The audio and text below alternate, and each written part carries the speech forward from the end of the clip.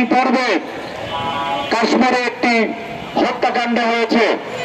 এই হত্যাকাণ্ডকে কেন্দ্র করে ইতিমধ্যে ভারত পাকিস্তান উত্তপ্ত হয়ে উঠেছে।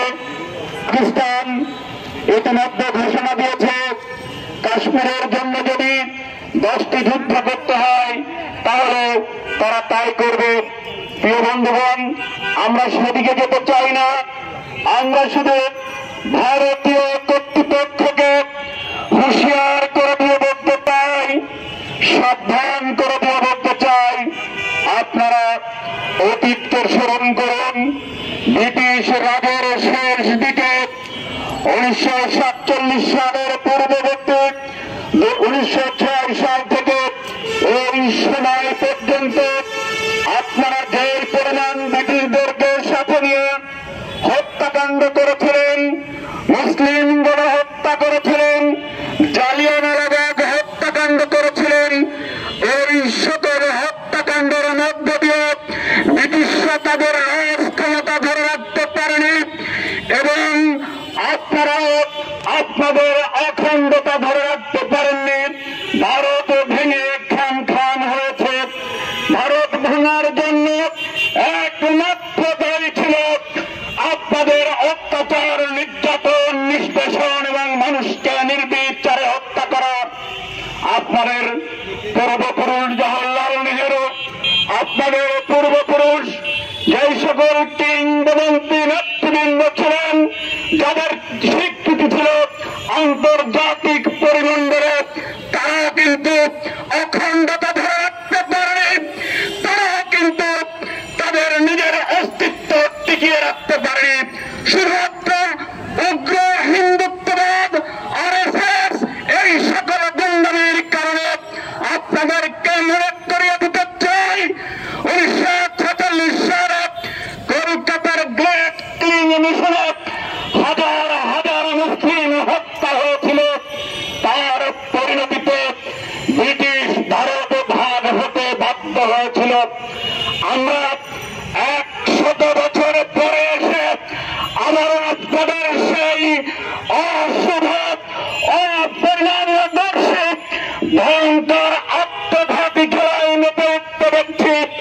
আপনারা আপনাদের আন্তর্জাতিক শিক্ষিত যেই সকল নেতৃবৃন্দ ছিল তাদের থেকে কোন শিক্ষা গ্রহণ করেননি।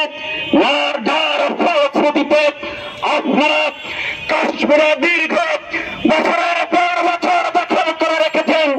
6 লক্ষ সৈন্য দিয়ে প্রতি ইঞ্চি ইঞ্চি মাটি দখল করে কাশ্মীরিদেরকে হত্যা করছেন, মা বোনদেরকে নির্যাতন করছেন।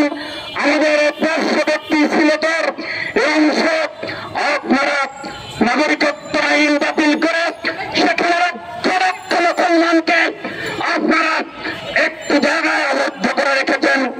বন্ধুগণ, এইগুলো করে আমরা বাংলাদেশকে বলছি না, ঢাকার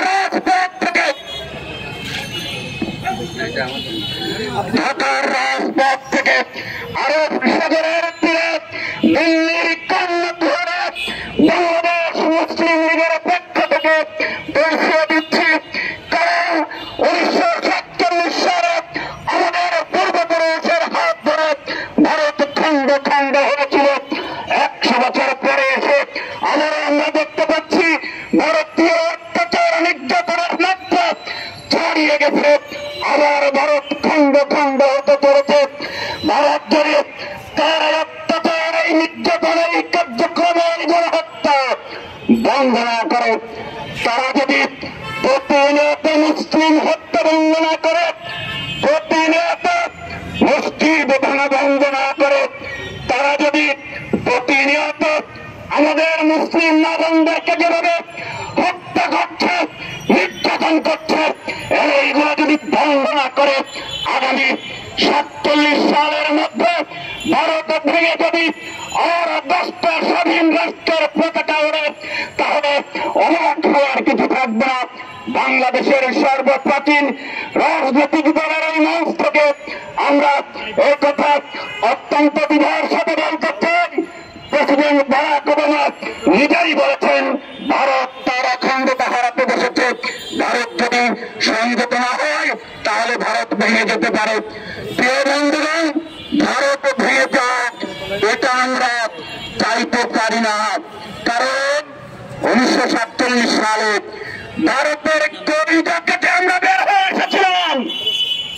ভারত সেই ব্যথা ভোলে নাই, ভারত শিক্ষা নেয় নাই। ভারতীয় কর্তৃপক্ষ সাবধান হয়ে যান। 1947 সালে 10 কোটি মুসলমানের জন্য আপনাদের ভারত ভাঙতে বাধ্য হয়েছিলেন।